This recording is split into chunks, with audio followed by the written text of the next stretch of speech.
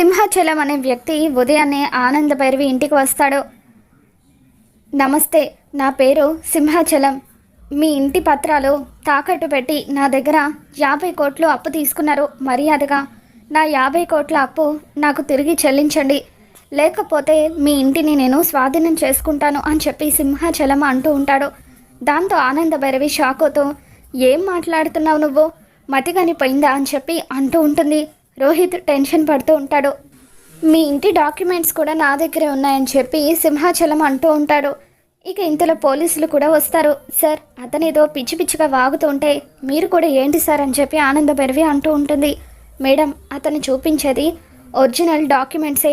నిజంగానే మీ అబ్బాయి రోహిత్ ఇంటి పత్రాలు తాకట్టు పెట్టి 50 కోట్లు తీసుకున్నాడు అని చెప్పి పోలీసులు కూడా చెబుతూ ఉంటే ఆనంద భైరవి ఒక్కసారిగా షాక్ అవుతూ రోహిత్ దగ్గరకు వచ్చి, నానా రోహిత్, ఇప్పుడు నా కళ్ళతో నేను చూసేదంతా అబద్ధమే కదా అని చెప్పి అంటూ ఉంటే రోహిత్ బాధగా, లేదు పిన్ని, అదే నిజం అని చెప్పి అంటూ ఉంటాడు.